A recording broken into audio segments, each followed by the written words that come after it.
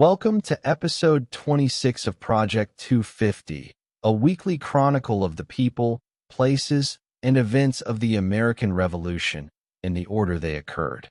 So, without further ado, here's what was happening 250 years ago this week, June 29th to July 5th, 1775. We began last week with the issuing of $3 million in continental currency.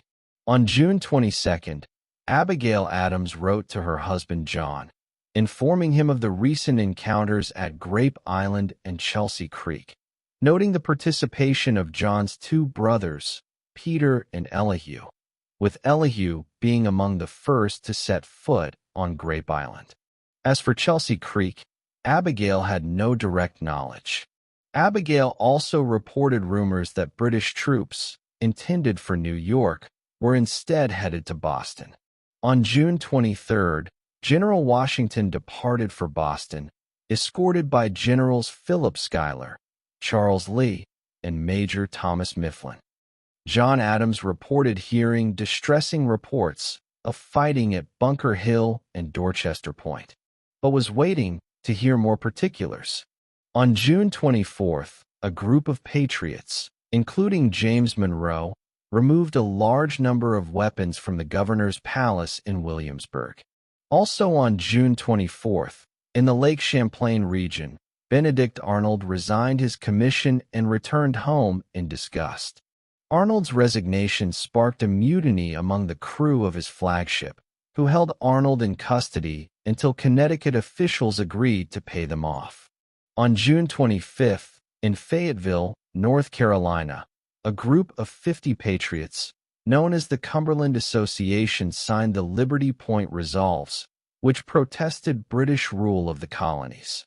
Also on June 25th, in Braintree, Massachusetts, Abigail Adams again wrote to John Adams, this time of the recent Battle of Bunker Hill, and describing her father's distress with the destruction of Charlestown.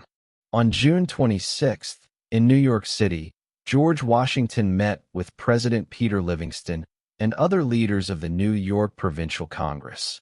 Finally, on June 27th, the Continental Congress voted to establish a Northern Army under the command of Major General Philip Schuyler and began planning an invasion of Canada. Meanwhile, the Massachusetts Provincial Congress directed its hospital committee to establish another smallpox hospital and to consider measures to prevent the disease's further spread. At the beginning of this week, on June 29th in Massachusetts, amid growing concerns of a potential smallpox epidemic, the Committee of Safety convened to discuss the danger of the smallpox, with committee members expressing their fears about the very fatal consequences should the outbreak spread further among the troops and the general public.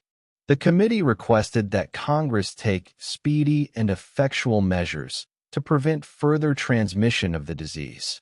In response, Congress appointed 2 additional doctors to the committee considering measures to prevent the spread of the epidemic. The following day, June 30th, the Massachusetts Hospital Committee met to discuss further preventive measures against the growing outbreak. Meanwhile, British authorities in Boston were also struggling to contain the epidemic.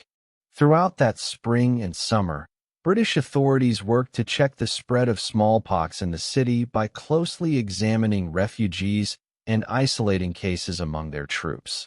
On the same day, the Continental Congress in Philadelphia passed a series of 69 rules and regulations of war, commonly known as the Articles of War, the direct precursor to today's Uniform Code of Military Justice, or UCMJ. These articles were remarkably comprehensive, covering topics ranging from cursing and swearing to mutiny, desertion, and even the handling of soldiers' remains. On July 1st, the New England Restraining Act went into effect, requiring the New England colonies to trade exclusively with Great Britain. As one might expect, the act was largely ignored by the Americans. On July 2nd, General George Washington arrived at the rebel encampment at Cambridge, Massachusetts, where he received an enthusiastic welcome from the troops. The following day, July 3rd, Washington officially assumed command of the Continental Army. After reviewing the troops with General Charles Lee, Washington was less than favorably impressed by what he saw. As one historian has noted, quote, Washington was not just disappointed by the New Englanders. He was disgusted by them.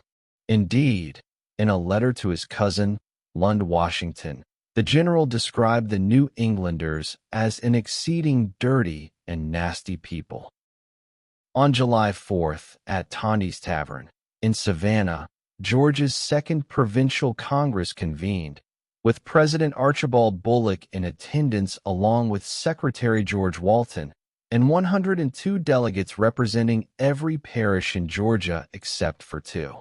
The Congress appointed delegates to the Second Continental Congress, adopted the Continental Association's ban on trade with Great Britain, and established local committees to enforce this ban.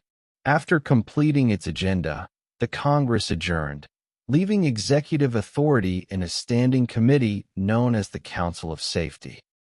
Also on July 4th, at Cambridge, Massachusetts, George Washington, in one of his first acts as commanding general, issued several general orders to the Army, including several measures to contain the growing smallpox outbreak. As it happened, Washington had personal experience with smallpox, having contracted the disease at age 19 during a trip to Barbados in 1751. Washington, knowing full well how dangerous smallpox could be, having been bedridden with the illness for 26 days, ordered daily inspections in every company for any symptoms of the smallpox among the troops. Infected soldiers were to be immediately removed and quarantined.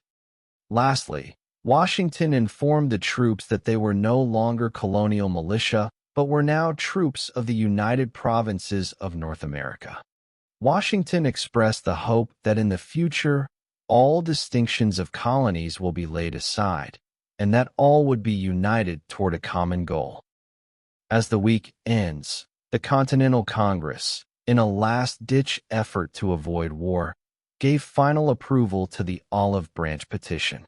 Initially written by Thomas Jefferson and revised by John Dickinson, with assistance from Benjamin Franklin, John Jay, John Rutledge, and Thomas Johnson, the Olive Branch Petition pledged loyalty to the Crown while appealing to King George III to, quote, procure us relief from our afflicting fears and jealousies occasioned by the system before mentioned, and to settle peace through every part of your dominions.